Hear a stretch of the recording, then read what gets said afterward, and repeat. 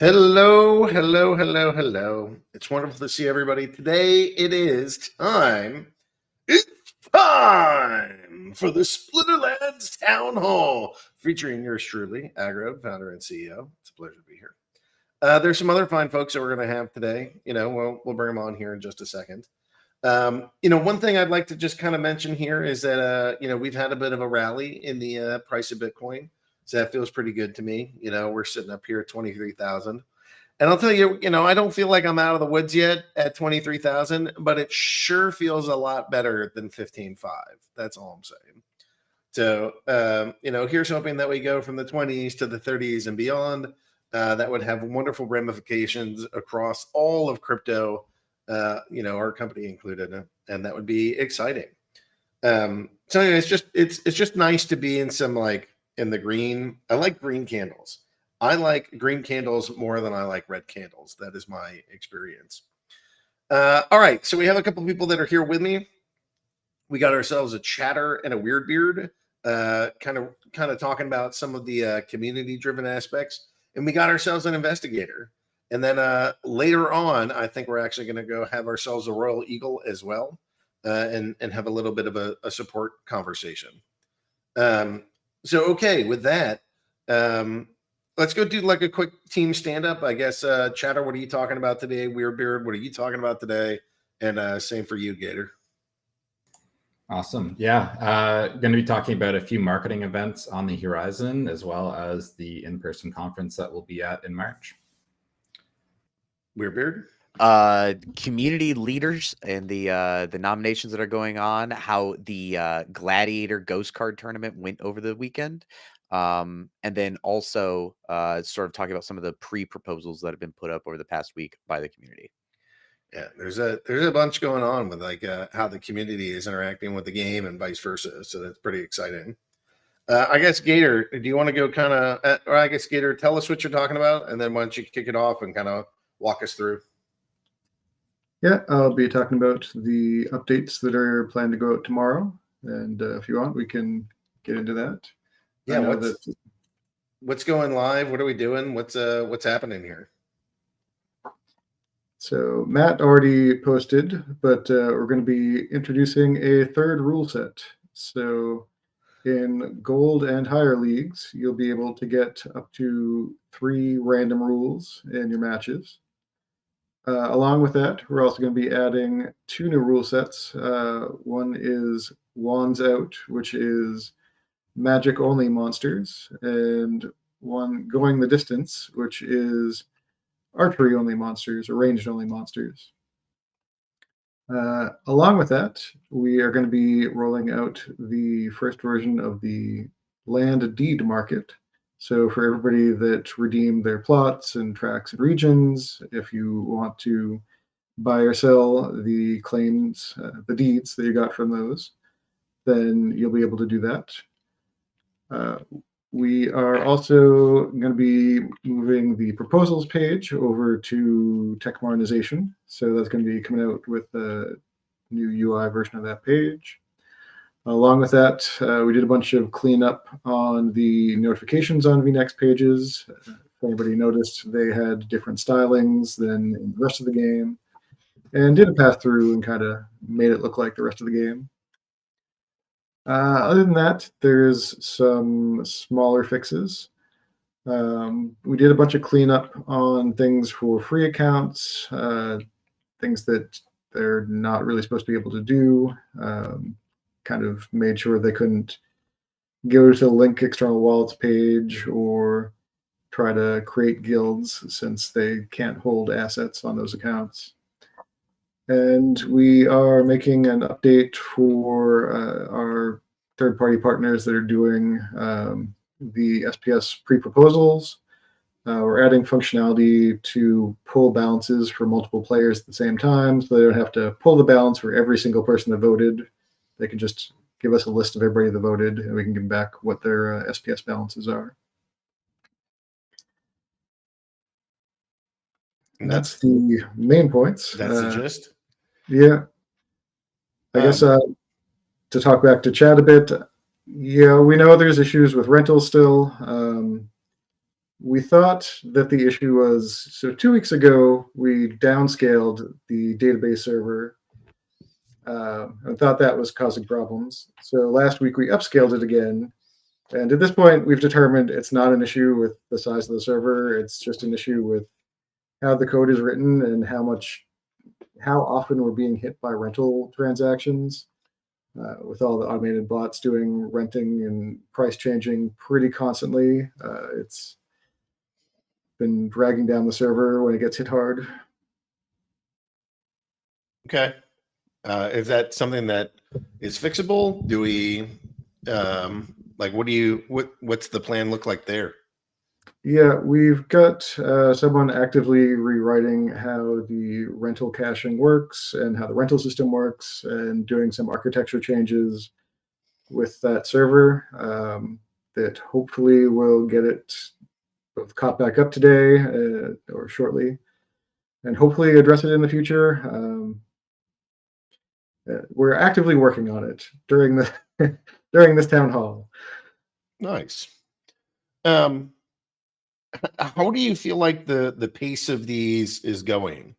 So one thing, Matt's not here to sort of describe this for himself, but we had like a leadership meeting, and during that leadership meeting, he's like, the team is starting to code faster than I can write specs for new things.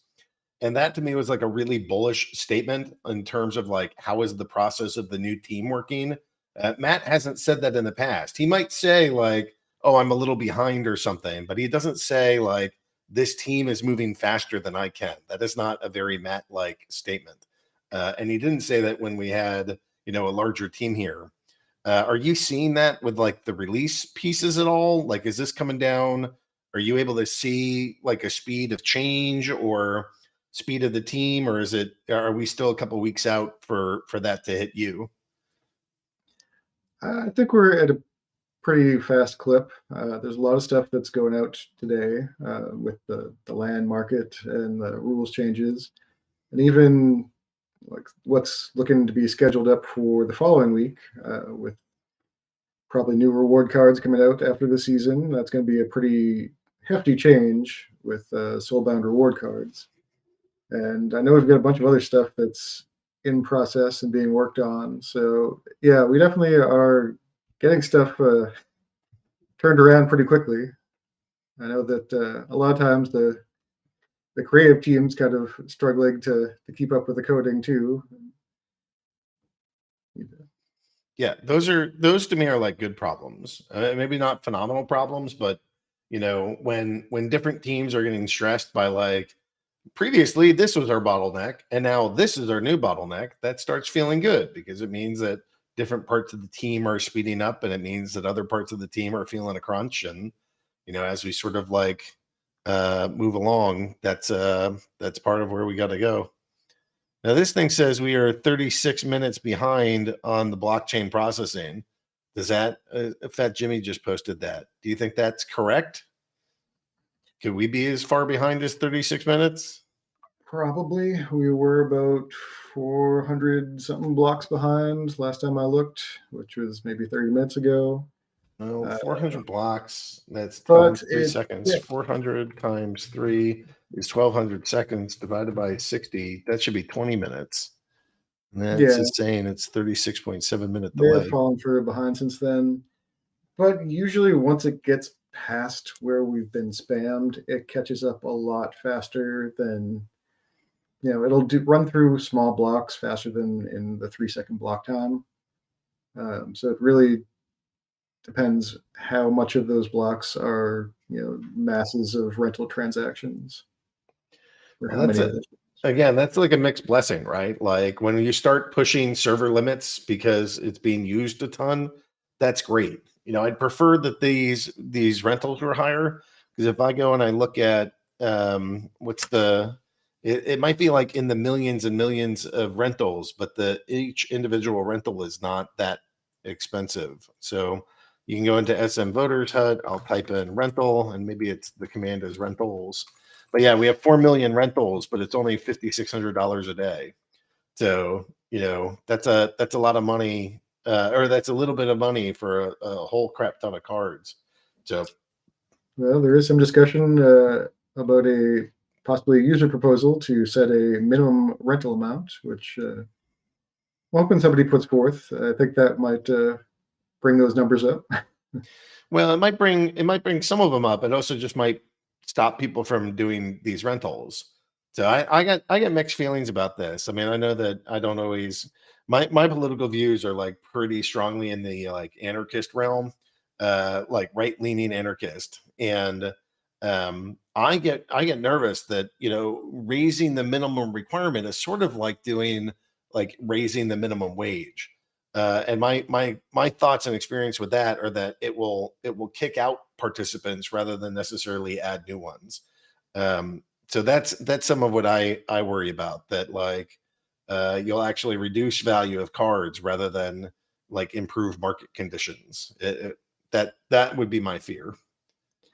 Well, we don't necessarily need to debate the whole thing here, but Clay had some good points that if you look at it in USD terms, it's a difference of like fractions of a penny to smaller fractions of a penny.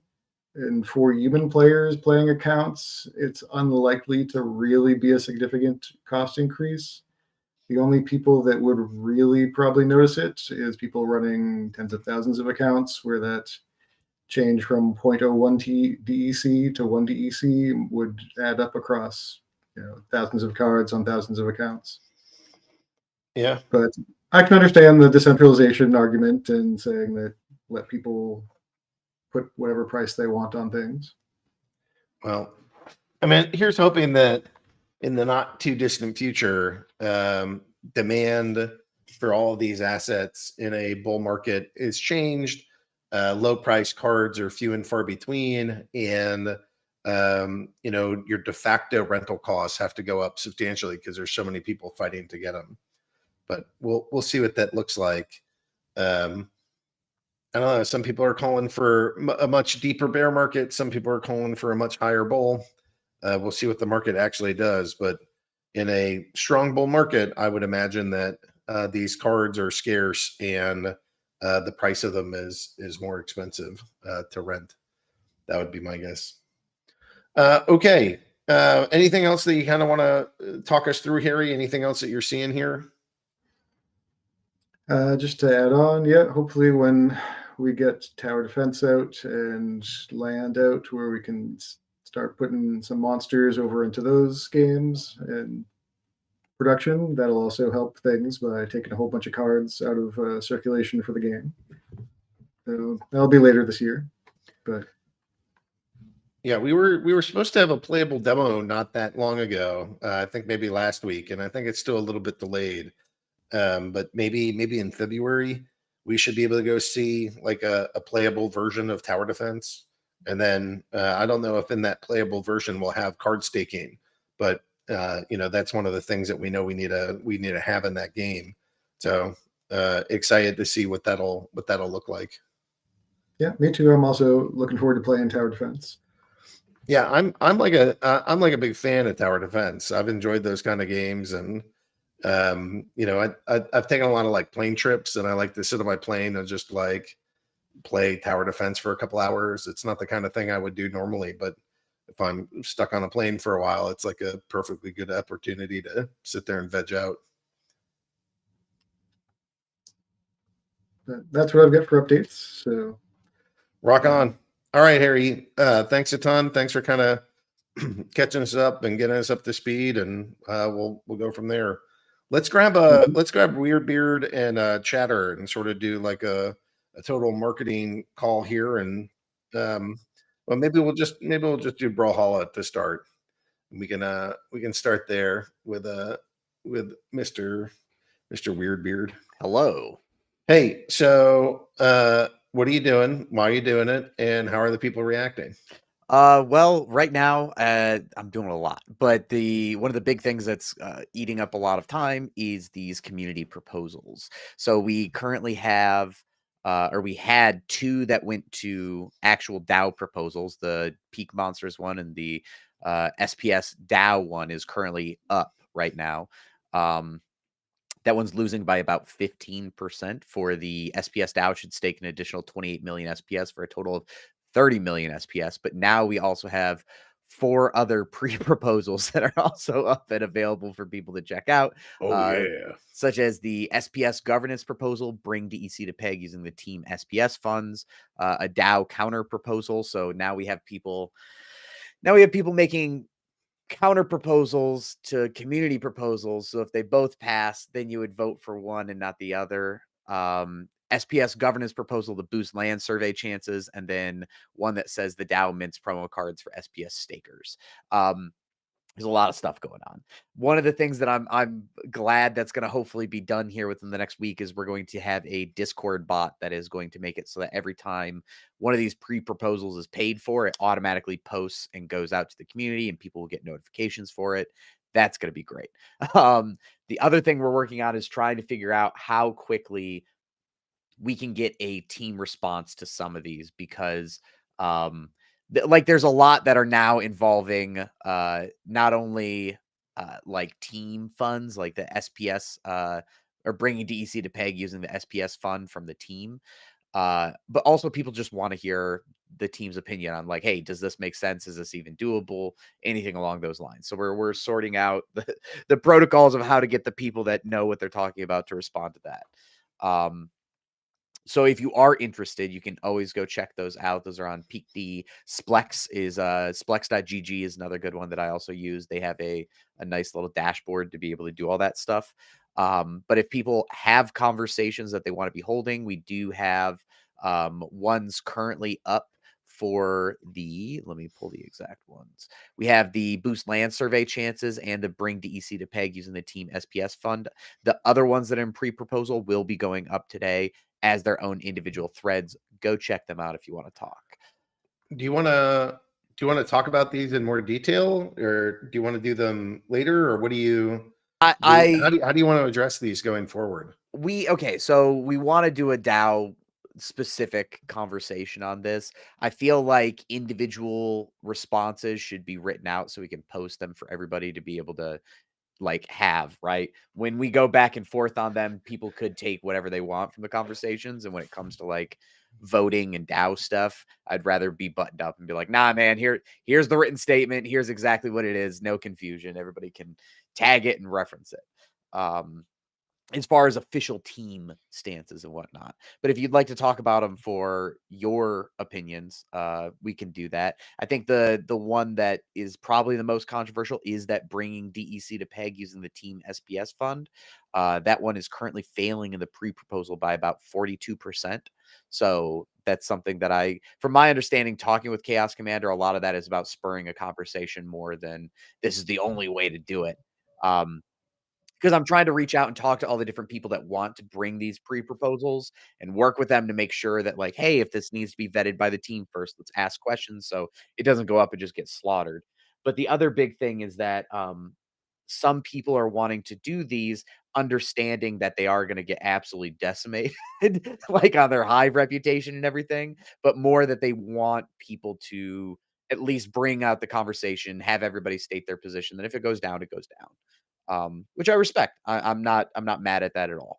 The only thing that's going to get really confusing is these counter proposals, which give me an aneurysm thinking about because it's just gonna be one of those moments where people are gonna be building on top of each other, and that's part of the game of when we do these DAO proposals from the community. Um, it's gonna be it's more than anything interesting to see people that may vote for something in the pre-proposal, but then when it comes down to the DAO proposal, then they won't vote for it. And that's kind of what we're seeing with the one that's currently in the actual proposal stage, where it's staked 28 million SPS for the total of 30 million. It's failing by about 15% right now. But if I remember correctly, it passed by about 20%. So it's like, it's an interesting kind of change when, the rubber meets the road. So DAO counter proposals sell land potions only in DEC and give these funds to the DAO to add liquidity to the SPS, DEC, and DEC Hive liquidity pool. Yes. That one is currently failing. Well, yes, but it also hasn't reached enough SPS even total voted on it yet. So it's still like not even able to technically pass or fail yet. You have to have 24.1 million SPS that's staked, vote for or against, for it to even be a technical pass or fail. SPS governance proposal bring DEC to peg using Team SPS fund. Yep, that's the one that's currently losing by about 42%. So it's 7.48 million SPS for and 23.2 million SPS against. This proposal seeks to increase the inflation of SPS by a small amount in order to start the DEC SPS flywheel sooner. Mhm. Yeah, I'm not. My brain doesn't say we should use SPS to do that. There's things that we should do to do that, but I'm not sure that adding SPS inflation is the way to do it, or activating SPS inflation. Next Yeah, up, we have. Oh, sorry. I was gonna say, yeah. Next up, we have the boosting land survey chances by burning DEC or Deck B. That's currently passing by like a 30% margin, but you have to have at least 66% vote for. So it's technically only over by like less than a percentage point right now. Yeah, but is that That's ours. okay? So that's right. So that's basically land potions. Yes. All right, I should probably go vote for that. See, we're if getting the that's- vote out right now. Yeah, we're doing the thing as we speak. Yeah, I know not everybody's in favor of it, but I freaking love that one. Especially if the DEC is burned. You know, I know people are like, "Hey, I'll have to spend DEC," and I don't like that. That's true. I won't like it either. That will cost me money and be a pain. But what I would like is if all of you start doing it. You know, I'm less worried about my small contribution that I'd have to do, and more excited about, like, you know, the other 140,000 plots of land requiring this. That's a lot of burn. Pretty exciting. I mean, I think like internally, all the stuff that we're working on, or not all of it, a lot of it is focused around, you know, DEC burn. I feel like that's if you want to make something happen, you got to have some burnage going. Yeah. And yeah, then the other oh, sorry. Well, and the other thing, I mean, so one piece of this is that, you know, it's important to remember that these are pre-proposals. So this is just like, at least the community is saying we should do this. You should talk it through. Commander Chaos is saying at current SPS prices, it's a 9% tax on all the SPS you got from land.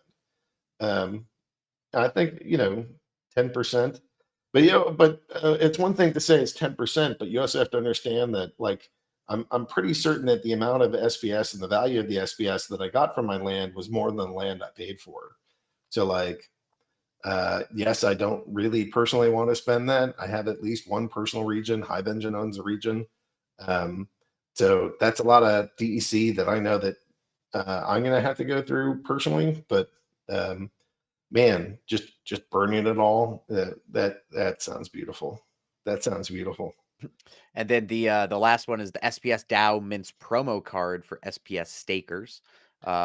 It's provides rewards to people who have staked into or staking their SPS, and that one is currently passing 90% to 10%. So I'd say that it's pretty heavily favored by the community for the most part. Yeah, I don't know that we would do this in addition. I mean, what we really need to do is get up like a voucher store.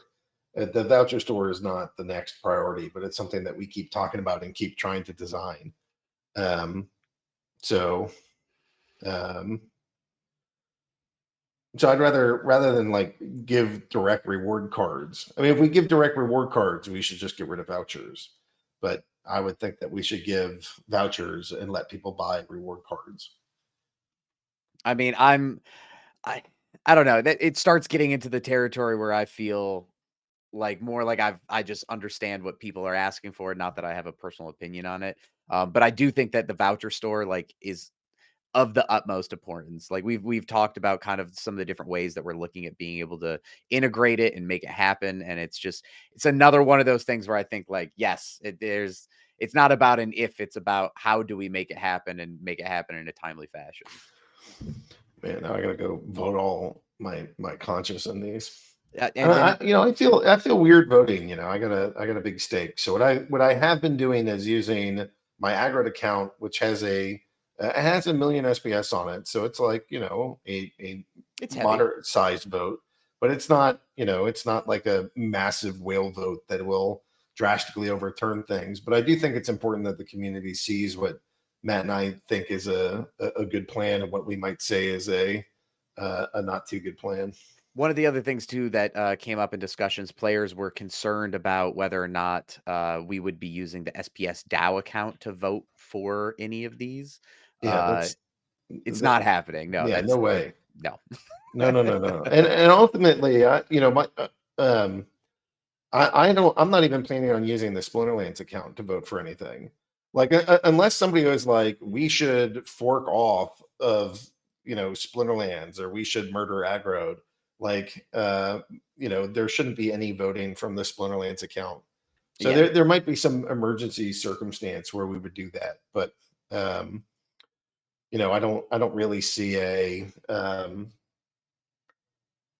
I don't really see a circumstance where we're going to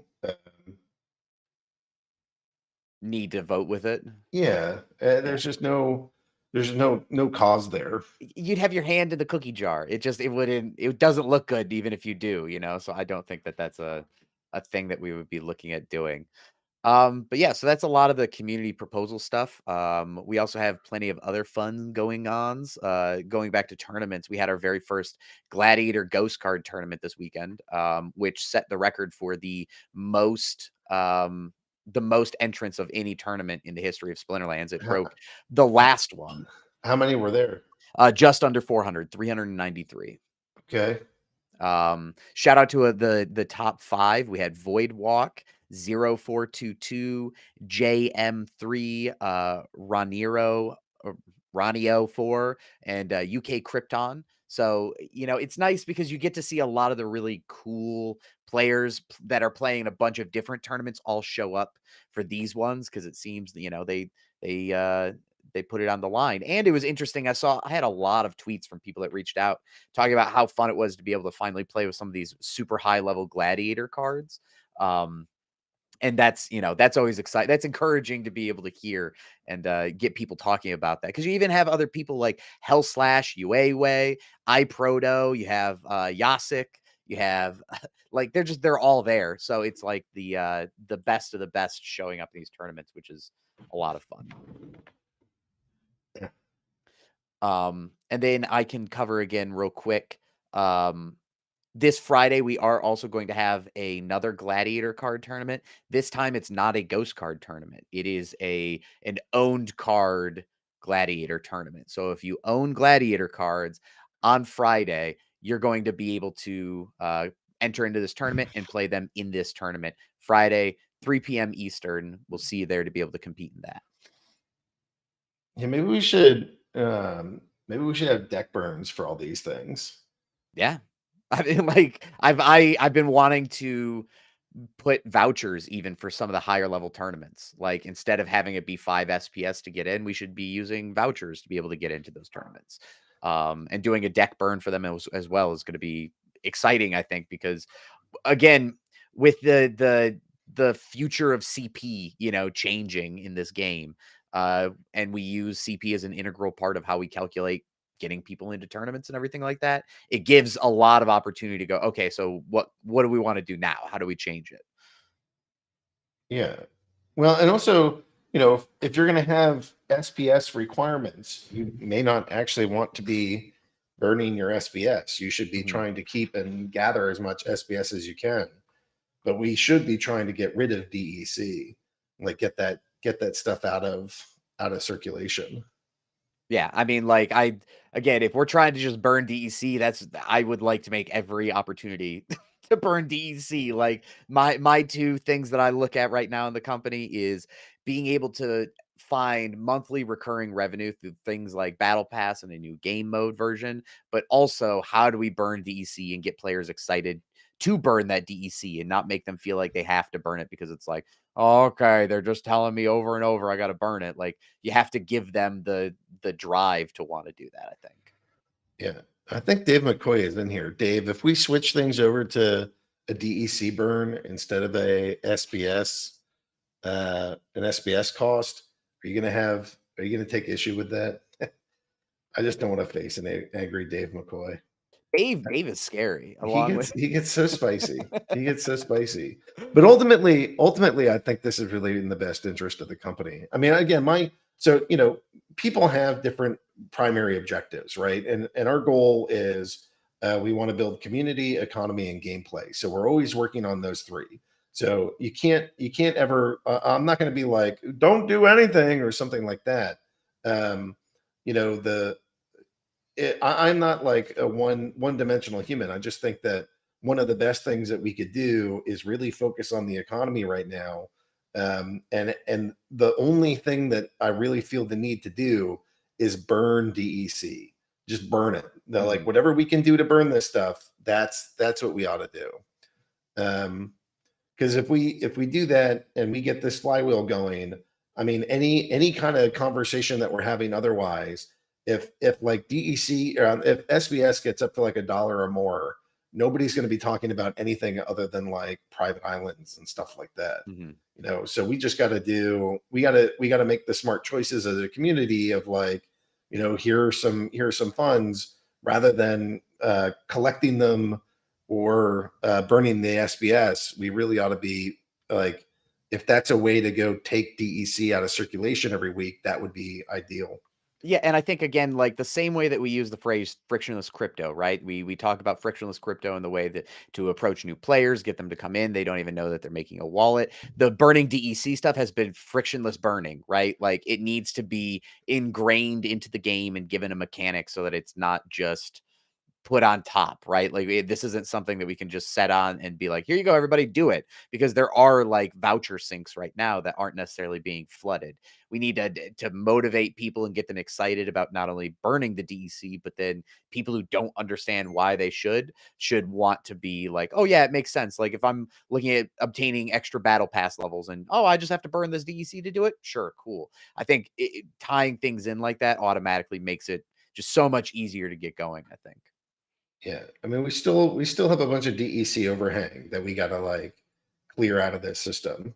But when we do, it's going to be freaking glorious. Yes. I mean, it has been nice to watch like some of these token prices doing somewhat better in the as we go here. You know, we've seen Hive going up. So Hive is like a base trading pair with these. So when Hive goes up, it's going to drag DEC and SBS higher. SBS is off of its most recent lows at like literally 2 cents up to basically 0.028, so 2.8 cents.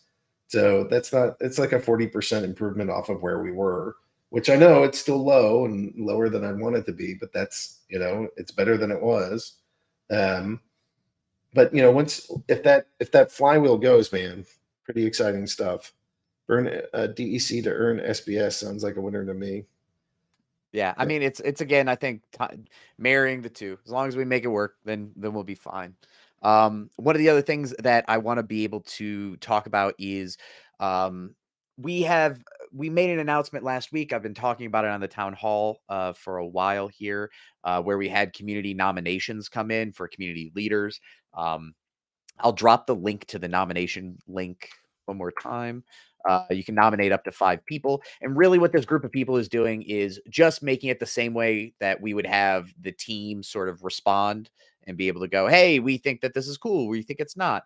It would just make it easier so that we could always have people that would be able to come out and just, you know, help organize and help us understand, like, you know, Chaos Commander has been really great about being in there and talking about his proposals. Some other people put up proposals and then maybe don't want to talk about it, or going to be hard to, you know, communicate with the team, or they have an idea and they want to be able to put it together, but they don't know how to do it. This is just a group of people that are able to help organize from the community, because I think very soon the community proposals is going to get very large. It's already large, like for me to be looking at and sort of dealing with.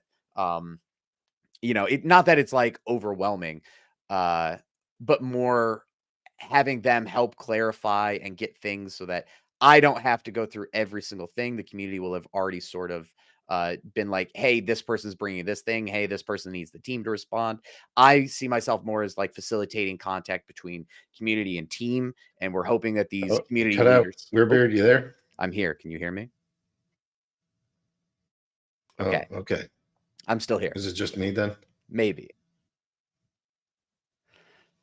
All right. Well, so solo here. Pretty much the community leaders are just going to be able to, like I said, help facilitate. Instead of me going community to team, they go team to community, right? So being able to, if people are asking high-end DAO questions and they have questions about like, oh, are you ever going to vote against something with the DAO accounts?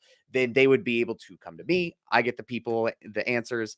I give it to them. They're able to go back. It's way less of like a council to where the community leaders are influencing voting and they're not deciding what does and what doesn't come to a vote. It's just having smart people in a room usually leads to the best results. So trying to get people that the community trusts and the community is interested in, then hopefully being able to get everybody together to do the best things possible. Okay.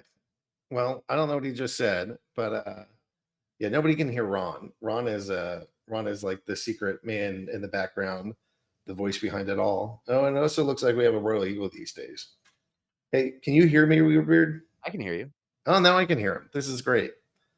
This is like the circle of life. It's now complete. Just holding the little Simba up. Yeah, I mean, it's good. Like, again, I just a lot of people were asking questions about what these community leaders would do. I just wanted to clarify, dude, nobody is there that's like making it so like they're not a roadblock. Everybody can do community proposals as long as you burn that fee to be able to send it to null.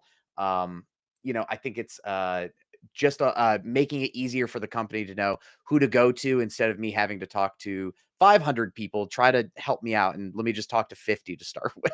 And I just want to say, like, when the validator stuff is still being worked on, and at some point we're going to have validators running, and at some point you can be an elected validator.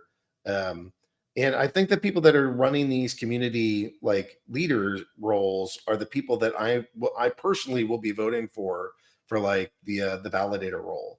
I think those that are helping the community, spending their time in the community, helping bring proposals forward, building tools, building gadgets, like those are the guys that I want to be supporting, and they got to run the server. That it shouldn't be that hard. But additionally, I want them helping the community either by doing like personal community things or by building tools. So like Axler is a great example. Gene Pool for Splex, Asgarth and Jarvie for Peak Monsters. People that are building tools, Riaz out there, the Nifty Arcade Boys. There's a lot of people building cool stuff. But also having the community role and helping filter proposals and supporting proposals and educating people on proposals, like that's really valuable too. Yes. And these are the kinds of activities that when I think about what am I going to use my personal stake to help support people, it's how much of this crap are you doing across the board? Yeah. So, I mean, again, we've had a lot of there's a lot of discussions that are always happening in different places to try to like bring it all together. And I just want to put a bow on it and make it known because this is not like a way to circumvent the DAO. It's just clarification. The same way that we're doing with our team and the way that we like are building products and stuff now. It's all about knowing who to go to when you have a specific problem or issue that you need to discuss. And that's what these community leaders are going to help us do. On a random side note, when you went down or had to refresh, your new employee image came up. You want to go share that image with the folks and let them see your new like Weirdbeard? I don't know. My card. So let me give you the what I used as like sources. I chose a death character because I thought it was fitting. I used Squall Leonhart from Final Fantasy VIII, Goblin Slayer, the anime, the main character on that. I also used Final Fantasy Tactics was the other one that I sent in there. And then I included Gundams, but they couldn't do anything with Gundams, so that was fine, acceptable. But yeah, Ron, if you want to be able to show this off, let me flex a little bit because it looks cooler than I look. Yeah, I think it looks pretty badass. It's good. I had one complaint that the weird beardness of your weird beard looks more like a lightning reflection of your rune sword than it does the actual makeup of your beard. I also commented that maybe instead of a ponytail, it should have been a rat tail. Mhm. But other than that, I think he looks pretty stupendous. The next thing is to try to get creative to make me a card, like an actual playable card. But if I did that, it wouldn't be me. It'd just be like an anthropomorphic beard or a large, like it from the Adam's family, like a large mass of hair that would go out, sort of like a furious chicken. But that's next on the docket. All right, well, we'll see about that. But hopefully you guys dig the card art, and hopefully you guys dig the corporate culture of like we should all have cards, and those cards should be role playing characters rather than just like lame business cards.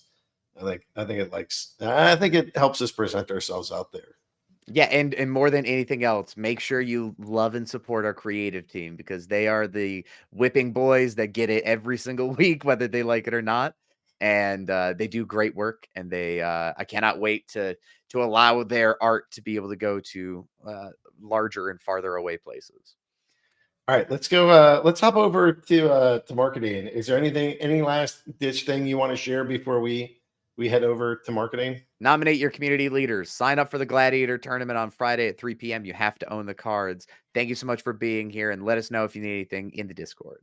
Rock on. Thanks, Weirdbeard. All right, let's get a chatter out there. Let's see what's on Chatter's brain, and what partnerships we're doing, and what is out there. Like, are markets improving? Are markets dying? Are people listening? Have they tuned us out completely? Like, what are you seeing out there? Yeah, markets are definitely improving as of the past kind of week and a half or so. And it's been nice to see some green candles as well on the token side of things too. But what does that mean for marketing? I know that the bank accounts, we own a lot of like crypto. So when crypto goes up, we own more money. But what does that mean for like the game itself? Like, is it easier to get players? Is it harder to get players? Like what? I don't know. Before we get into like the specifics, just kind of walk us through the landscape a little. Yeah. So when we hit a bear market, there's hugely reduced sentiment for wanting to get into Web3 just in general. GameFi being an even more niche kind of area of Web3 and crypto, it gets very hard for kind of outbound marketing or like paid spend, let's say for ads or anything else like that, to have really positive returns. And that being said, we also hit diminishing returns really quickly. And what that means is the more and more we spend, we're not getting users acquired linearly throughout that spend. It's the more we spend, the actual less returns that we're seeing over time for things like ads or anything else. And that's because we have to go to a wider targeting pool, so on and so forth, that may not be direct power users coming into our game or community members coming into our game. So when we see these bear markets, not only is it, oh, hey, I don't want to touch kind of Web3, it's I have to be a gamer and then figure out how to get into Web3 and go through what is the onboarding process behind it. But now with a potential recession looming on the Web2 side of things, people are like, oh, how do I spend my money? Should I invest it? Should I not invest it? And then they see the red candles on the kind of general market and say, okay, I don't want to touch that. So it becomes a lot harder process in general. But when we're seeing more of a bull market or even just like a short little run like we've had so far, and I mean, hopefully that continues, people start looking at it and saying, oh, maybe this is a great time to actually start getting back into it for the first time or get back into it as a repeat purchaser, something like that. And what happens is that targeting pool, instead of being a very shrunk cohort for those net new, becomes a large and much more wide area and demographics of people that we can kind of do a little teaser for to see, okay, do they want to dip their toe in? And then if they do, we can start going heavy on the retargeting and everything else there. But long story short, what it means for marketing is we don't just have to rely on a lot of organic stuff. So what we've been doing previously are things like running crawlers on a lot of like keywords for search engine results pages. So Google, Brave, Bing, so on and so forth. If you're typing in, let's say, Web3 games, there'll be a couple different websites on that first page that will have listings of, hey, here's 10 great Web3 games to start getting into. And what that crawler is doing is every time that there is a new listing on that first page for a whole bunch of different keywords, I think we're scanning like 300, low 300s right now, it actually pings me with a notification saying, here's all the new ones. And if they're listing sites, we're then manually going and trying to ask to see if we can get placements. And right now we're seeing probably 3-4 additional placements per week that we're getting from that. And it's not a huge amount of time because it's automated for the most part, but we have to do a lot of kind of growth hacky things like that to get by. But what it means, again, as we see more green, we can scale out with a lot more kind of paid outbound and a lot kind of heavier marketing campaigns, which is always great on our side. Cool. All right. So landscape seems like it sucks less in January than it did in December. That's my short takeaway of like people respond better and that they're a little bit more open to it. And maybe there's less resistance in the things that we're trying to do. Doesn't feel full-blown bull market yet, right? Like, it's definitely not all-time high land where you like sniff and 10,000 people join the game, but it's certainly better than like we have done everything humanly possible to grow this, and we got like 500 new users this month. So I don't know, feels like it's going in the right direction, and excited to see what's coming. What about the partnerships that we're doing, or any of the partnerships that we've done recently? Like, any metrics or any things that you want to share about, how are things going, or what's our next baby that we're bringing into this? Yeah, lots of different things we're working on. As far as previous metrics go, we're definitely looking to do a lot more stuff with streaming. So bringing on people like Ali Straza that we have in the game. She brought in actually a couple thousand users from her end. A couple hundred of those ended up actually being paying users that bought a spellbook onto the game, so on and so forth there. So Ron and I are going to be doing a huge initiative around that. As far as kind of upcoming initiatives, we are doing a huge kind of tournament with GameSpace. So I'll post a link in the town hall chat there. It's going to be a 9-day event. Splinterlands, Big Time, and Gods Unchained are going to be the 3 games that are running. They have, I think, over 20 different partners, everyone from BNB Chain to KuCoin to Wax, so on and so forth. And then they also have over 2 million followers worth of streamers that are going to be covering the event as well. So there'll be over $20,000 worth of prizes. Those are covered both from the games as well as all the sponsors.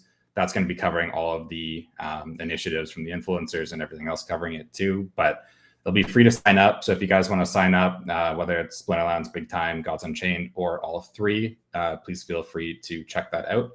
We are also going to be doing stuff with our friends over at Blockchain Heroes. They are creating a little initiative called Nifty Box. So I'll plug that as well in the chat here. We'll be participating in that. We're expecting that to be going out as kind of a pseudo airdrop to a couple thousand people as well. So all of these with GameSpace, we're expecting to get somewhere in the 5 figures of either participants or viewers. And then for Nifty Box, it'll be a couple thousand direct wallets that we're touching into and hopefully kind of bringing back to the game. On top of that, huge shout out to Nifty Arcade as well for kind of helping onboard tokens.com.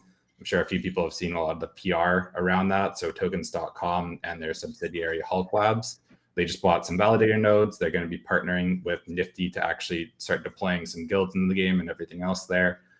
And then more else, just a lot of AMAs that we're doing, a lot of PR that we're going to be trying to push out as we get a few more of these kind of big updates coming out from our side. And then lastly is going to be Game Developer Conference in March. I think it's March 20th to 24th. We'll be in San Francisco. If anyone else is there, we're doing a lot of planning for that right now as well. And we'll be speaking at the event there. Yeah, I think GDC is pretty good. We picked up a CTO. Patrick came out of that, and he's been phenomenal. So having him be a part of the team is great. And then just seeing if there aren't other people that might want to use parts of our tech or part of our ecosystem to build on top of. All of that sounds pretty good to me. So we got to see what else we can do out there. Definitely. Anything else high level or in the weeds that you want to talk about today? I think that's it for the most part on the Splinterlands front. I saw a few people asking about tower defense. Kind of as we stated in the last developer diaries, we are planning on having the hopefully playable beta out in a couple of weeks here. There was a little bit more time needed, just mainly in bug testing and QAing, that we didn't see coming. We are working with another company, kind of have been for the past year and a half or so, to really make sure that's all knocked out and everything is 100% polished as we get into more of the playtesting there. But as things come out, we'll be doing a whole bunch of marketing around that. We'll be giving you guys the kind of first touch and making sure that everyone's in the loop. So please bear with us on that one. That will be out soon. And then just a small little shout on the GLG, Justice League goal side of things. Normally we'll leave those away from everything Splinterlands, but phase 1 of the pack sale ends tomorrow. So just doing a little shout out there. If anyone would like to get packs while they're at their cheapest, this is the time to do so. During phase 2, they're going to be doubling in price to $10. So that's it for me. Rock on. All right, Chatter. Thanks for coming on. Let's go pull in Royaleagle and kind of talk a little bit about support, and then also just like, I know I keep hammering on this, but I think it's really important that we talk about the like process that we put in place too. So, Royal, I guess welcome to the show. Maybe you can introduce yourself real quick. You haven't been a regular, and then I guess let's start by talking about what support's looking like these days. Sure. I'm Royaleagle. I lead the support team currently. One of the big things that's happened is since the company reorganization and we started the Scrum process, support's been involved in Scrum. And so that's been a really useful thing for everybody across the organization. It's given more visibility into who is developing what in the company. And so if there's like a random problem at 1 a.m, we know which dev to go get a hold of. It's also given us rough timelines of when things are going to be developed so we can get the knowledge behind that to support the issues around any new products that come out and new features that come out. We're also able to give input into the development of the products based on previous experiences. So as they're talking and developing the user stories for developing the different products, we're like, hey, this is something that we've run into in support issues. We should think about doing this a little bit differently so that it's a better user experience for our customers. And overall, it's been a really useful tool. Support has a member in each one of the Scrum teams so we can give back and forth communications daily to teams. You mentioned some metrics earlier today, just talking through like support response times and number of tickets and things like that. Can you give us just some metrics of how we're doing? Sure. So for the last month, between 12/24 and 1/22 of this month, our first reply median time is about 45 minutes. Our first resolution time median is 3.8 hours, and our full resolution median time is 10.5 hours. So we're able to turn around customer requests pretty quickly these days in support. And then do we have a lot of tickets open still? Like at one point we had thousands and thousands. Like what's our backlog look like? We have less than 50 tickets open. Less than 50. Yeah. All right. Well, I mean, that sounds pretty healthy. Roughly how many do you think we're seeing per day?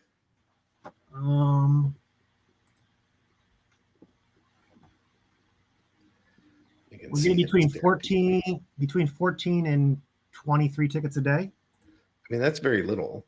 I mean, so some of that is that, we've had fewer people in a bear market, but the other thing that we do, like, it's freaking amazing, is that like part of having a good support team is really just having a product that works.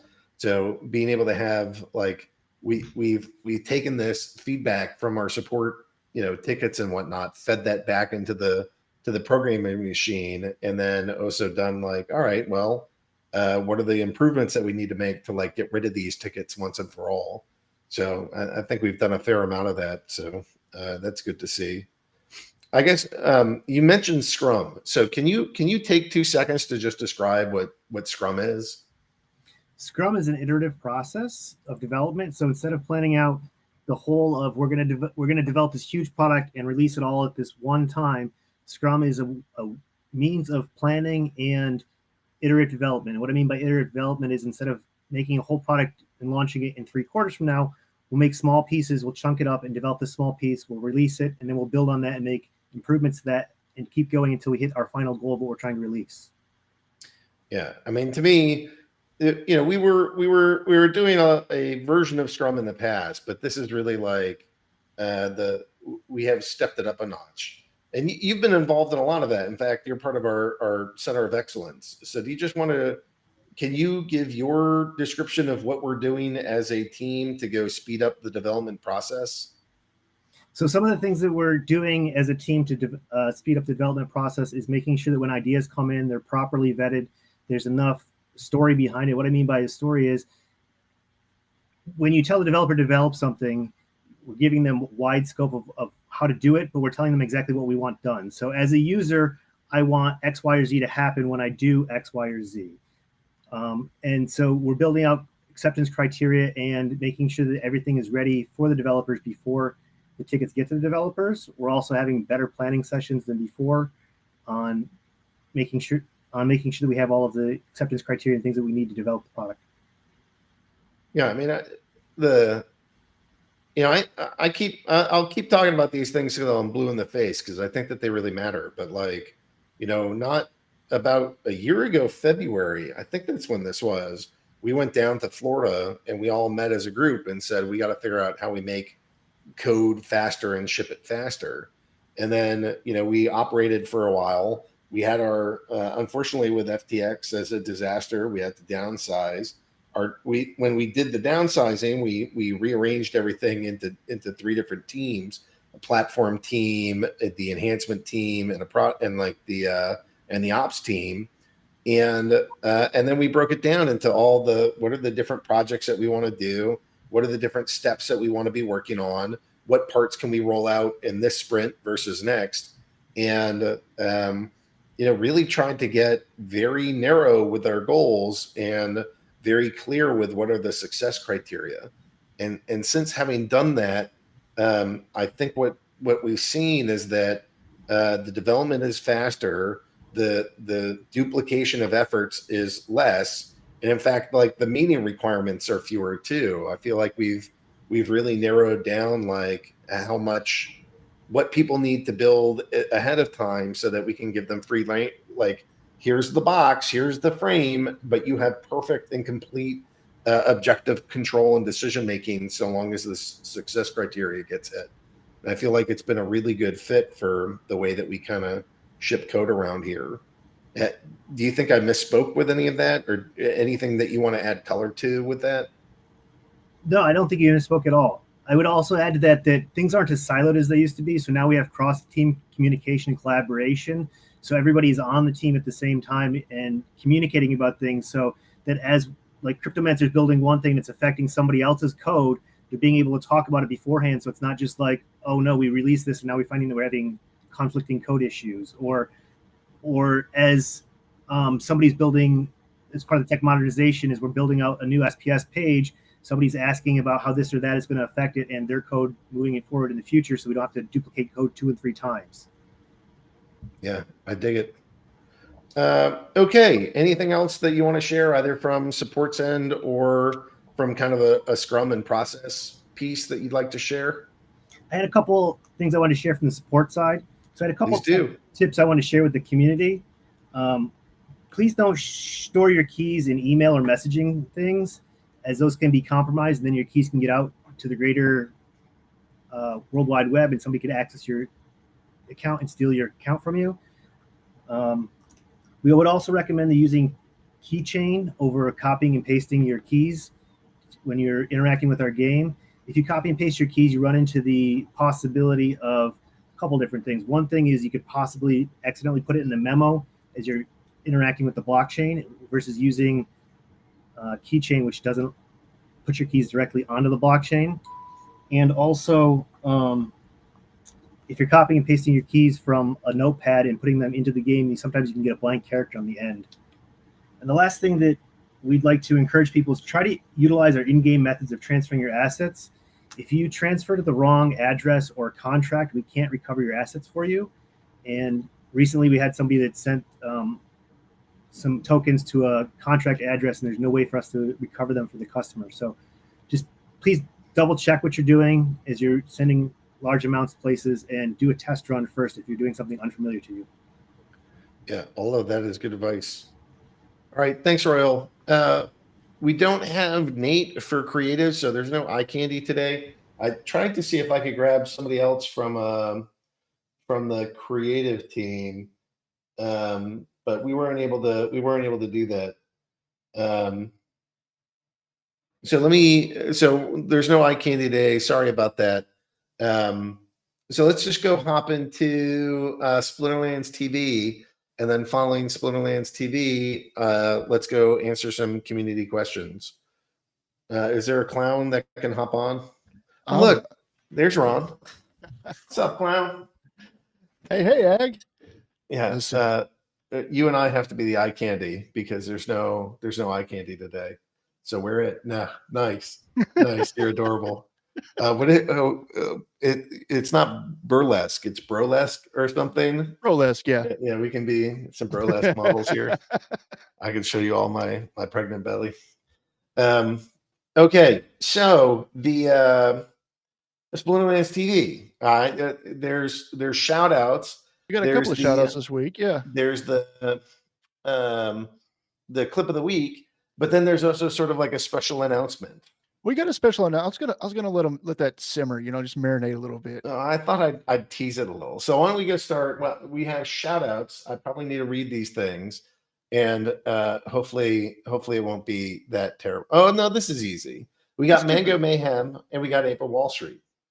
Boom, done. Those are your shout outs. You guys are awesome. Thanks for being here. Thanks for watching the show and participating. Ape is running a show. Does Mango? He doesn't run a show. He just Mango's not a streamer. Ape is a streamer though. He's got a couple of shows a week. Definitely go check him out. Splinterlands.tv/schedule. We'll show everything in your local time zone.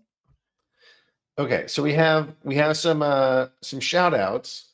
What about everybody's telling us we need the Death Summoner. I don't have Matt on here to go show, and I don't have Nate on here to show. I actually messaged Matt during the town hall, and because there has been so many people asking about it, and I said, "Can we release Death Summoner stats today?" That the people are demanding it. He said, "No, sorry, they are not available today." Wow. But you know what? I've got a feeling that next week you'll be able to see them. Well, it has to be next week because we're at we're getting down to the wire on packs. I mean, we're at there's 2.2 million packs remaining. So by the end of January, we'll be down to like 2 million packs, which means that we're going to have another one of these cards released, and then it's just 2 million packs left. I mean, I don't know.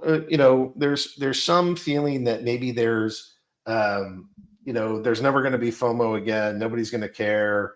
Everybody already has enough packs, but if we have like a little bit of some continuation of the bull market, and then we have like we're right at the end of packs, I wouldn't be shocked if we saw like a nice strong run right at the end of this pack edition. I mean, I'm not quite sure what's going to happen in the future, and I can't predict anything, but being in this game for what now 4.5 years, you'd never have enough packs. Yeah. Ain't that the truth? All right. Well, all right. So we're running out of packs. We're going to get a Death Summoner to you presumably next week. We'll show you the stats for that. Sorry that's a little slow. What about clip of the week? Do you have something for clip of the week? Absolutely. This is a pretty funny little thing that happened. It happened to G and Clemente. Sometimes you just run into these weird rule sets, and then also you don't pay attention to what the rule set is, and then it somehow just ensues in hilarity. So let's check it out. Use this magic also. Let's see. Use this magic also.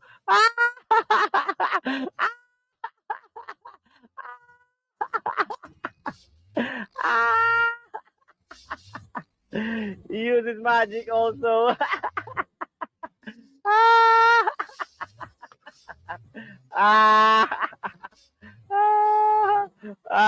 We both lose. It's a draw.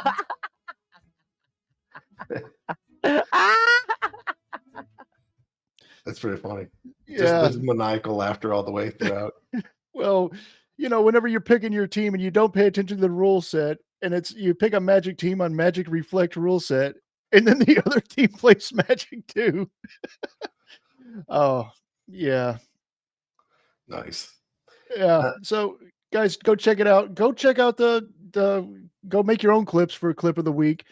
This week there wasn't that many that was submitted, so I gave everybody who participated at least 200 DEC. The grand prize winner that submitted that clip got 500, or not DEC, I'm sorry, 200 SPS. That's a lot better. 200 SPS, and the grand prize winner got 500. So, guys, yeah, keep on submitting those clips. You've got to be in the Splinterlands TV Discord, splinterlands.tv/Discord, and go to the clip of the week, submit your clips, and you guys can win. So anyway, with that said, we do have a big special announcement this week, and I think everybody here is going to really love this.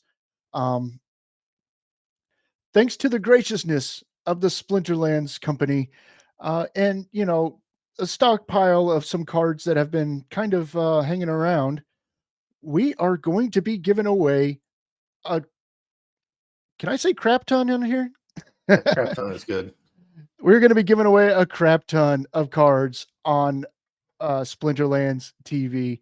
So every single streamer who wants to participate, we're not going to force people to do giveaways, but I'm pretty sure almost all, if not all of the streamers will be wanting to participate. We'll be giving away 2 legendary summoners or 2 legendary cards per stream for the month of February. We're going to be calling it FOMO February. And guys, this is just a starting point, but I think that it's going to be really awesome. I think a lot of people are going to get a lot of cool cards, and yeah, this is going to be a lot of fun. Free card giveaways just for watching Splinterlands TV, and not just any giveaways. I mean, we're giving away, 2 legendaries per stream for the entire month of February. So That's a lot, Ron. That's a lot. Yeah, this is going to be a lot of fun, and I mean, there's going to be a lot of good legendaries mixed in there too.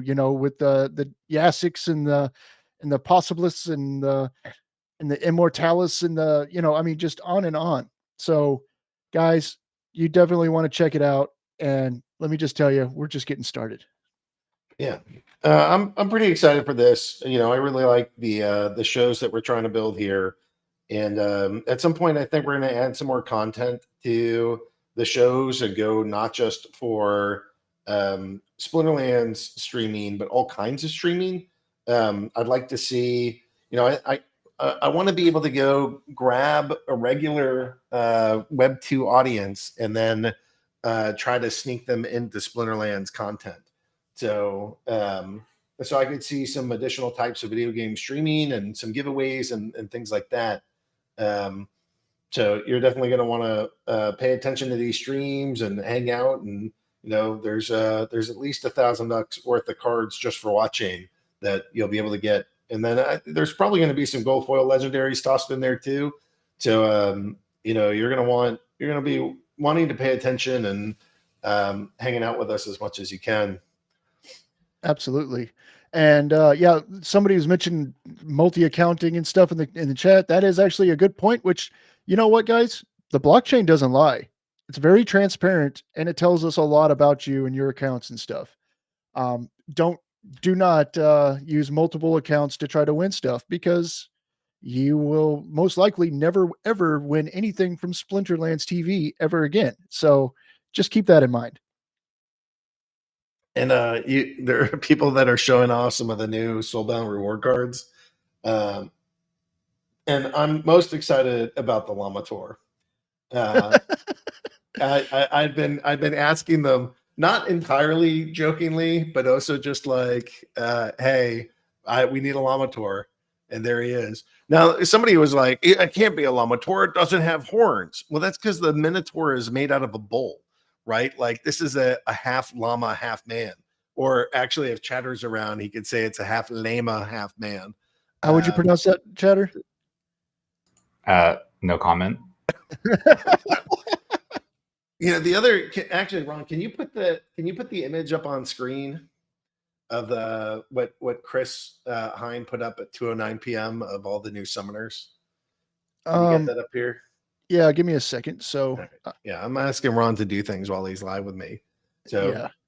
Yeah, you could just scroll back or something, or It just gets do what cut. you were It gets doing. cut off when I do it there. But that's I can see what I need to see here. So I don't know if you guys notice this, but these are some of the new summoners, and there's two things of note about them. The first is that they all have that conscript ability or conscription. So that's where they're more expensive summoners, but they let you bring in gladiator cards. And then the second thing is that there's a chain down there at the bottom right of the card. These things are all soulbound. And at some point, we're going to let you unsoulbound them, but not until this print run is over. But there's a Lamator in here. You got Pembroke in there, Lob Lowland, kind of ape like here. You got Franz. He's looking like an old grizzled buff dude. You got Octavia and Helios. I mean, these are it's a pretty sweet looking set of cards. And the gold foils I don't think does it justice, but the I like these Chaos Legion frames, and I'm really excited for when we switch out of this and go to the next edition of Soulbound reward cards. It's all going to be in the new Rebellion frame. So I'm pretty excited for what we have going on. New cards, new experience, and new. I don't know. It's just like another attempt and another kind of approach at what we're doing, and I think there's a lot of excitement for this and pretty cool cards that are coming out. All right, Ron, anything else from Splinterlands TV that we want to talk about? That'll be it for this week. Stay tuned. Next week we'll have some more details for you about how to win, where to win, what to do. But yeah, guys, this is pretty big, and it's only going to get bigger. Yeah, rock on. Hey, actually, will you? I'd like to bring back Chatter for just a second. There's Sure. one other thing that I kind of want to talk about with him that I didn't mention before. So, one thing, this isn't definitive, but I kind of want to get your read personally, but also you let the community hear about this a little bit. So I'm thinking that we might put out. So it seems that we're going to run out of Chaos Legion in March, like that we're going to run out of cards, and we're not going to have Rebellion until at least July, possibly later. So July is the absolute earliest that we do, but I think that's still kind of like a stretch goal for us to hit July. There's an opportunity where we could go print out a kind of like small pack, kind of like an orb or a Rift Watcher size pack. But it would be using characters from a movie studio, like a full blown, top tier movie studio. And I think having those characters would be pretty amazing. Maybe just like 1 or 2 million packs or something. But all the characters would be monsters and summoners from movies that you would recognize. I don't want to give away the name of the studio or any of that, but I want the community to hear that and think about it, because I know, like, we're not going to go put out like another main pack, but having this kind of promotional pack, I think would be a nice little thing to do. And I'm hoping that it has, it has characters that you would recognize just from, very easily recognizable. Do you have thoughts on that, of like adding a small pack edition? Do you think that would make sense? Do you think players would fight it? Would we be skewered for that, or what do you think? Definitely something I would love to get everyone here in the community's kind of take on and see their reactions to it. But as far as cross marketing goes, wearing the kind of selfish marketing hat here, I'm all for it. There's tons of cross promotion. It'll be huge for us to get kind of more mainstream kind of eyes on us as well. So I'm not opposed, especially if we can do it in a way that doesn't necessarily like break immersion or anything else. I think it's great. Yeah, I mean, to me, it would be really fun to have all these characters from movie lines that we know. So it's not just like the IP that we make so our own. It would be like, here are things that they've produced like world-class movies about, and like multiple series on. And I don't know, it gives us kind of a list of characters and introduces us to have kind of this weird world where we're not a movie studio, so we're not competing with the other guys. We're not like a traditional video game studio, so there's not quite the same kind of competition there. We could have kind of this mishmash of characters from all these different universes show up in the Splinterlands, which I think would be pretty fun. Yeah, I love it. Yeah, your first pass is this sounds good, and if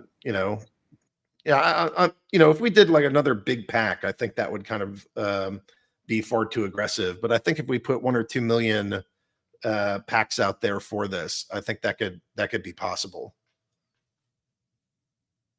Definitely. All right. Well, I wanted to hear some of your thoughts and just hear from the community a little bit of just like, hey, how dare you? Why would you put more cards into the world? And like, part of me feels it, right? Like I'm a card holder. I don't really want more dilution of like cards if we don't need it.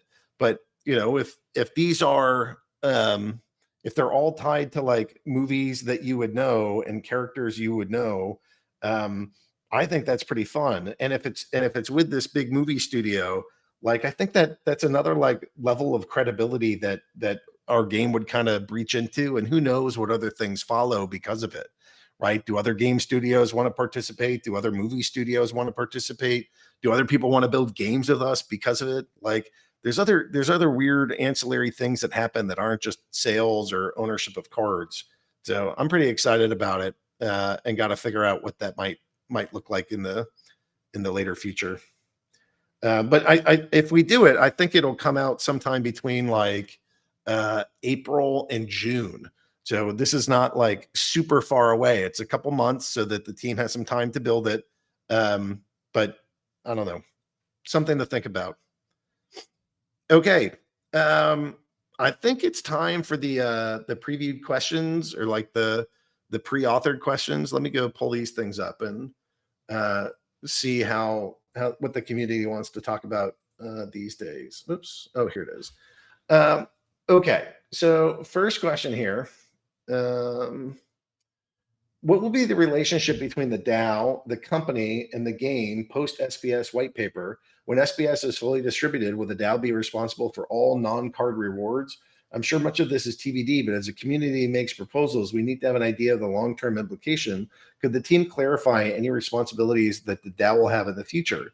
Well, the DAO gets to decide things like what is a print rate of SBS, what is a print rate of vouchers as the first two things. It also has a treasury, and you guys get to figure out what you want to do with that treasury.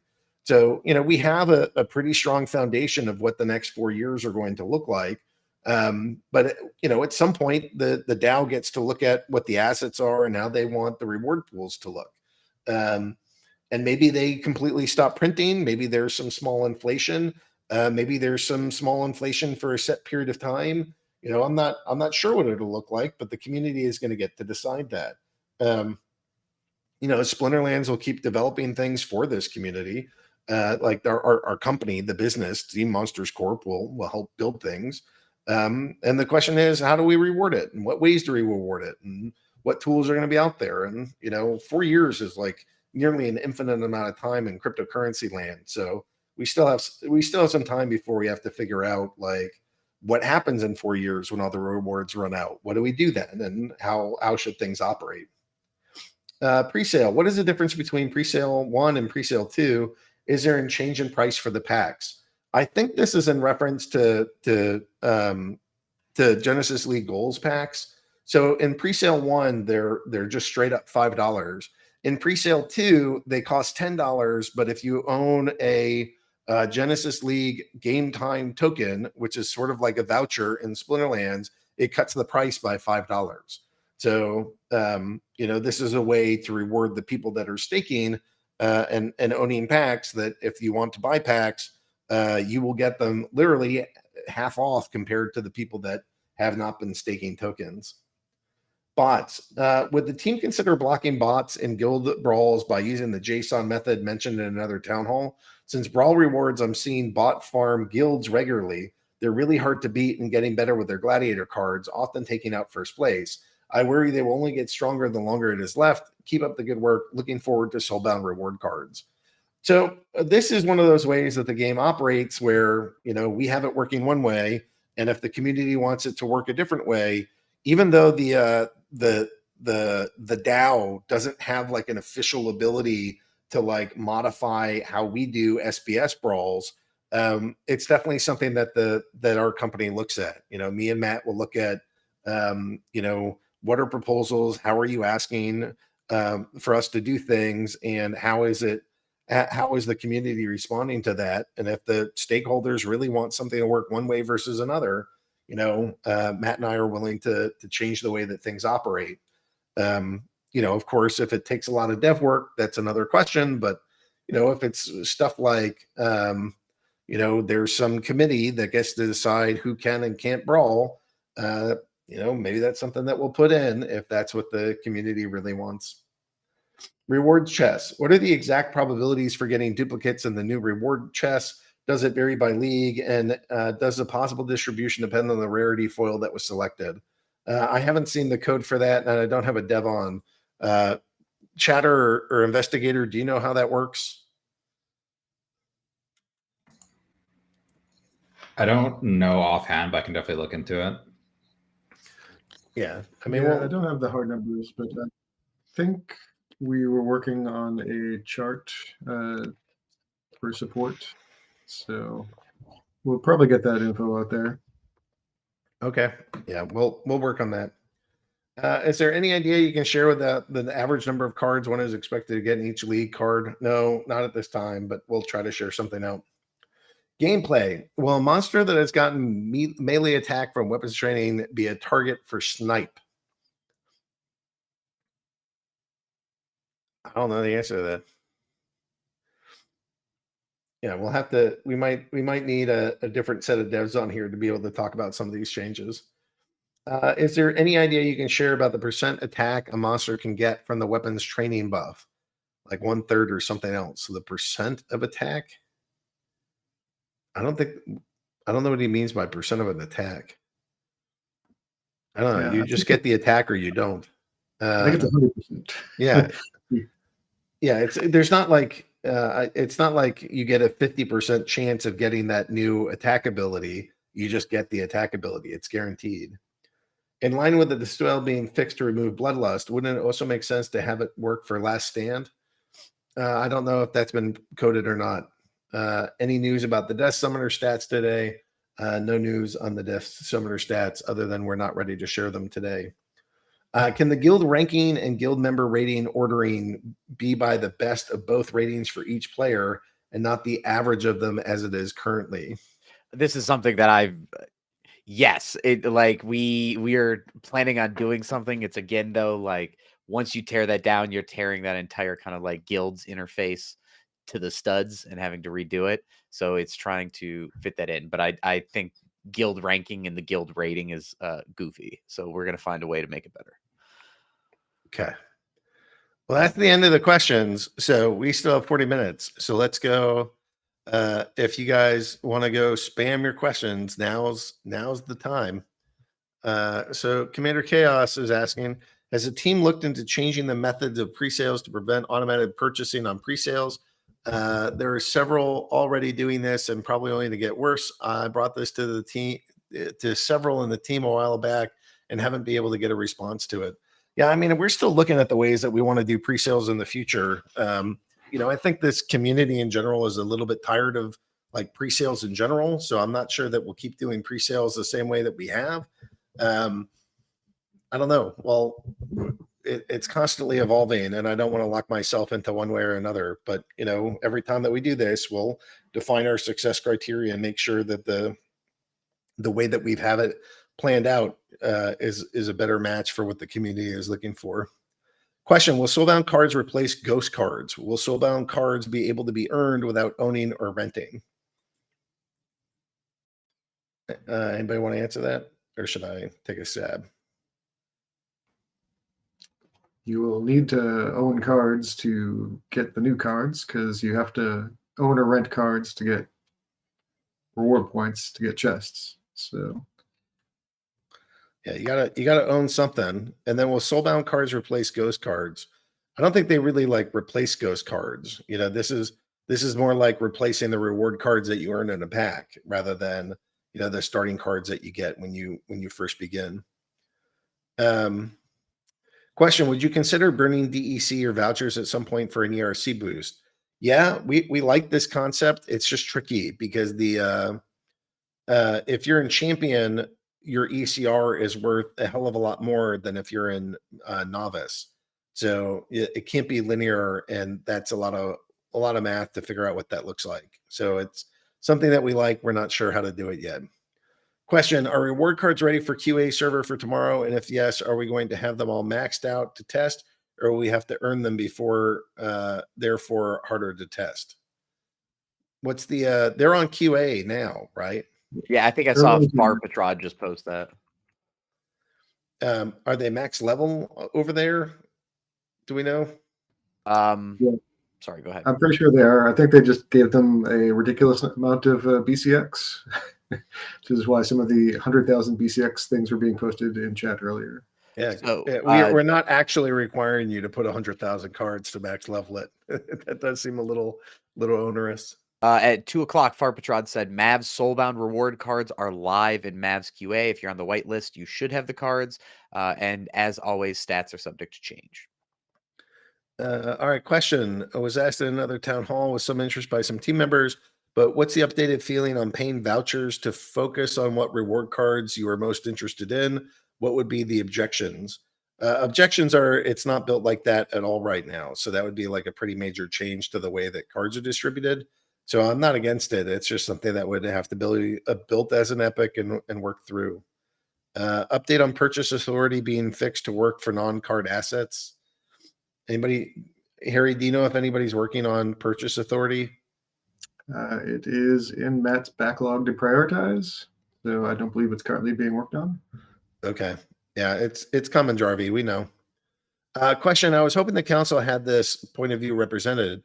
Any thoughts? And do you reckon any of you would add one data focus, one streamer, one markets, one scholar, one onboarding guidance UX, one guilds, one bot issues, one competitive gameplay, one whale, one minnow?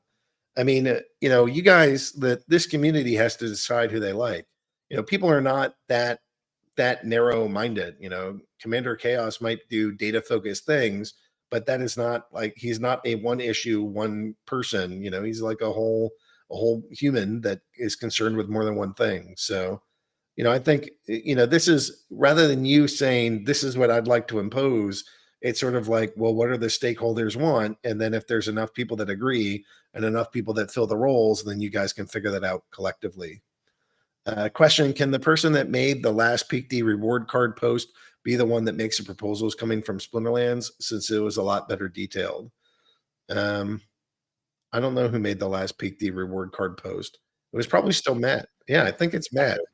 Yeah, you're just angry that Matt sometimes includes details or not.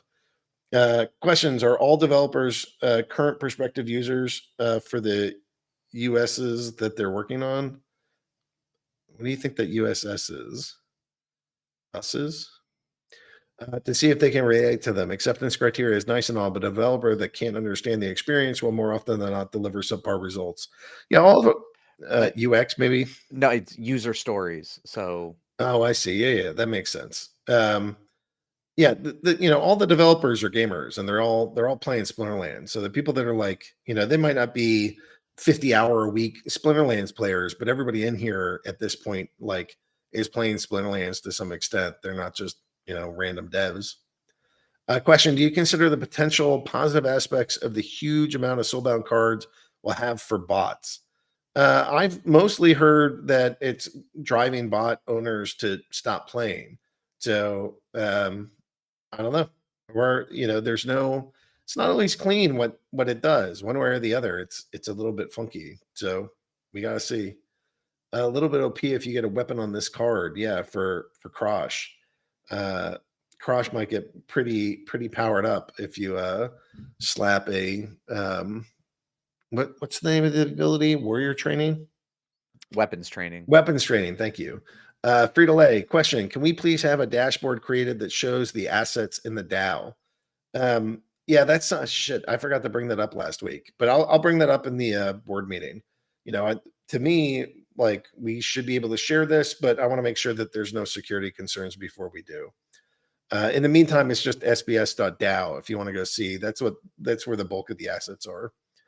Rick on the Mountain, with Bloodlust and Martyr effects being dispellable, is there any thought plan to also reset the counter on death and resurrection? Huh. I don't think there's any plan to reset the counter on resurrection, but that would be a funky ability to, like, if somebody has resurrect and it's spent, to let them have more. That would be weird. When will the deck and deck B swap come into play? Is that tomorrow, or is it later than tomorrow? No, it's not tomorrow. Yeah, the dev was out sick that was working on that, so it's probably going to be another week or two. Okay. But it was pretty much done. Fat Jimmy's asking, what would you think of offering land potions for a reduced price? I know that 10K DEC per plot was part of the uproar. The actual proposal has not yet been presented to the community, just the pre-prop, like maybe 5K per plot. Well, I think the idea is that we do 10K per plot, and then there's crap tons of discounts with vouchers and maybe even bulk price kind of stuff, so that the it's a little bit more affordable down the line. But I think we're going to start with the 10K and see if we can't make 10K pass through. Will the addition of the new movie studio IP throw off the cohesion of the existing lore? Will the potential new cards at least have Splinterlands related themes? It seems weird to throw well-known characters without any attachment to the game. Yeah, it's always a little bit odd to toss things in that are from other IPs, but that's why we have a full creative team. But yeah, we try to theme them in and make it make sense. Question: Aggroed said next edition of Soul Battle reward cards. That sounds like it's decided already that this will continue. Disconcerting for those of us that don't like how Soul Battle reward cards kind of gate competitiveness from new players. Is this already decided that this is going to continue? I'm assuming it's going to continue. I think we're going to like this, but if it sucks and this experiment is terrible, then we'll change it. But I'm under the assumption that this is good. Also, like, new player experience is something that we're definitely internally hammering on. And so it's not a matter of just like static, right? As soulbound reward cards are introduced, we also have to take into account that new player experience to make sure that it's not overwhelmingly negative for new players coming in. So that like, it's kind of you go to the left and then you go to the right and you go to the left, you go to the right. It's like always trying to triangulate and fix off of it. So I wouldn't be too concerned because it's not that static.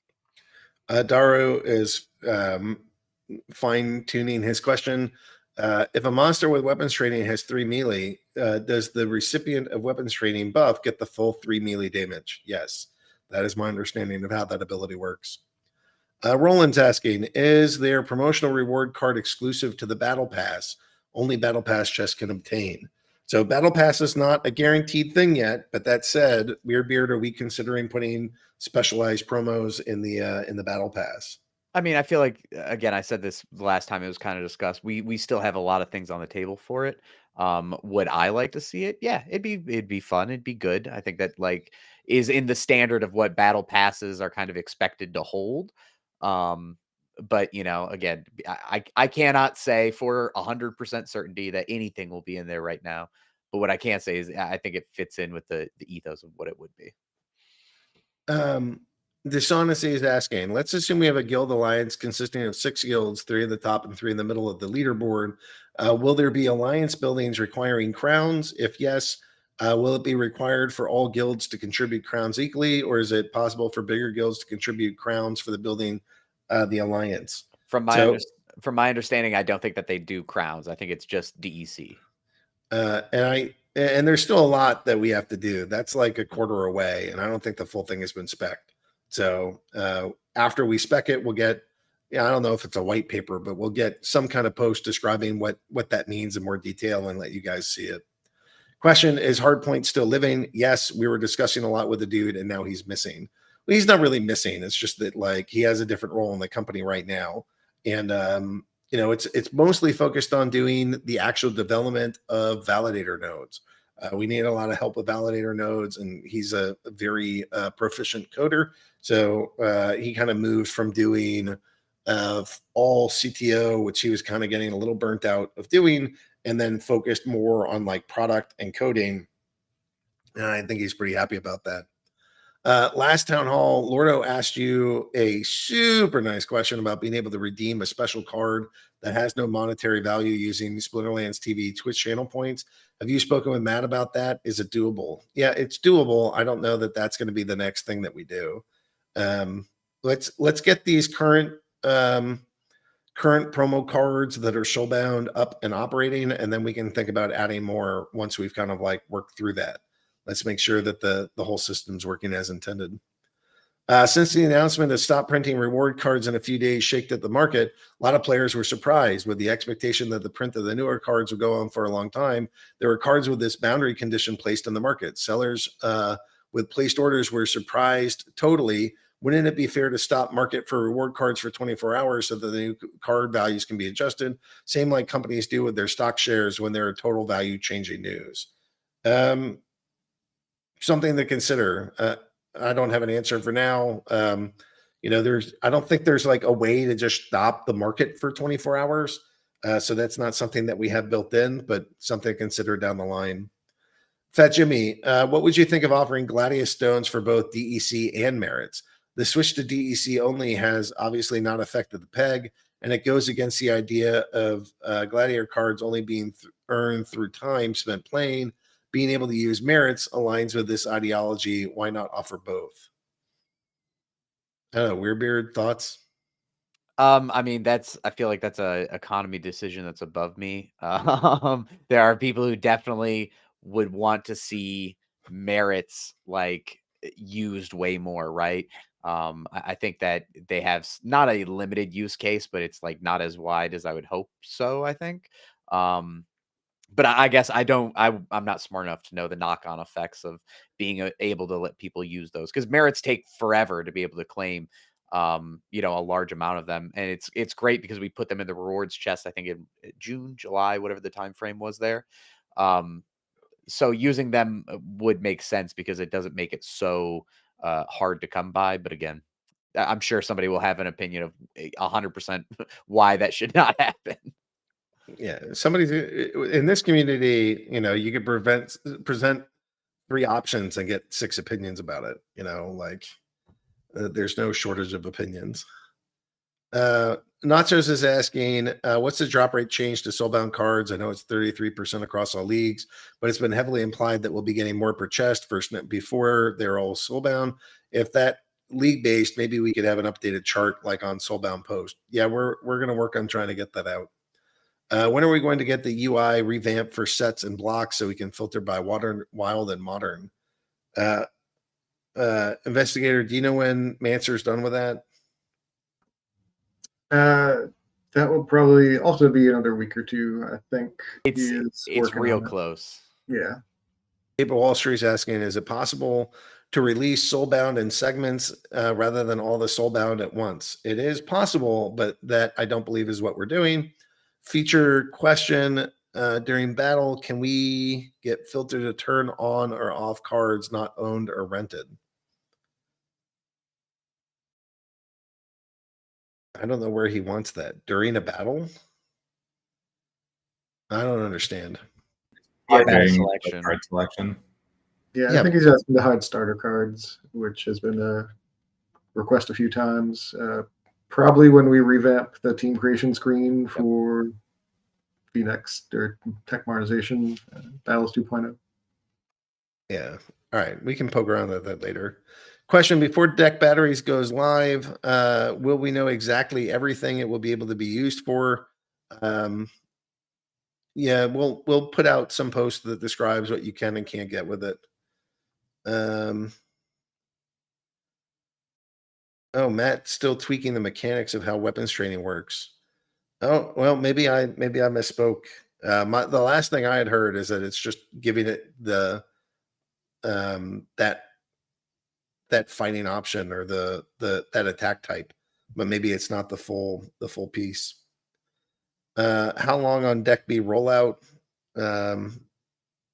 InvestyGator, do you know when Deck B is going live? That's like 2 weeks, right? 1 or 2 weeks. Yeah, this was asked earlier. The dev working on it was out sick. It's almost done. Probably another week, maybe 2, depending on testing. Has the team considered spacing out game updates like adding reward cards and or rule sets to keep bot coders on their toes? Instead of dropping 2 new rule sets tomorrow, drop one in 2 weeks and the other in 4 weeks. I mean, we're putting it out enough that it's going to keep on their toes anyways. Is node main can be a burden when I'm really busy, and on other days I'm going down to 60% before I stop. No, we delegate when you need it. On support page, it is said Monster Maverick status means you've invested above average in Splinterlands packs. Why Rift Watcher packs don't count for the Monster Maverick status? Monster Maverick is a benefit for the people that have helped the company. Buying Rift Watchers packs helps the DAO. The DAO is not the company. Off-grid living. When Rebellion comes out, will there be Rebellion-based rewards cards? I don't know if it'll be right then. So the second half of that, will there be Rebellion-based reward cards? The answer is yes. Will it be when Rebellion comes out? I don't know.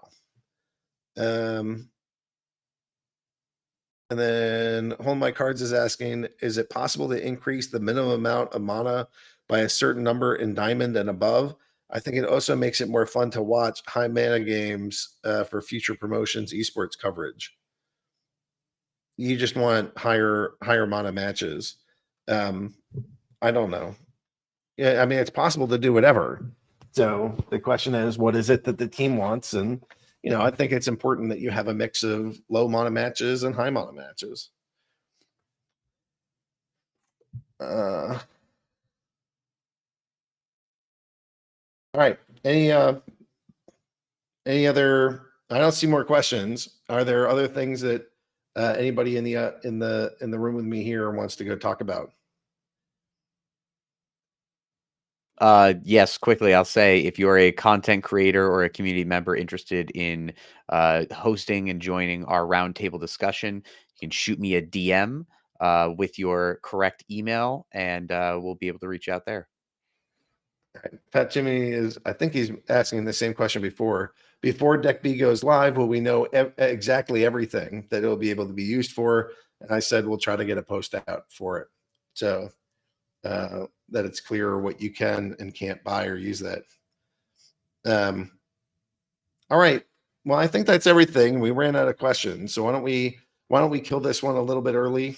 We can call it a day, and I don't know. Thanks for being here. I think that there's some exciting things that are coming. We're moving faster through our backlog than ever before, cranking out more code and feeling pretty good about the way that these things are going. So, oh, no, it's now closed. Good. All right. So I appreciate everything. Thanks for being here, and we'll catch you guys in a week. Thanks, everyone.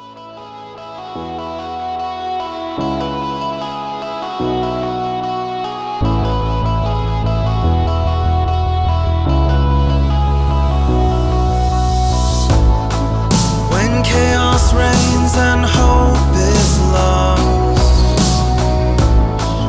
When your darkest days aren't saved by the dawn, we bring the light to help guide the way. We are with you.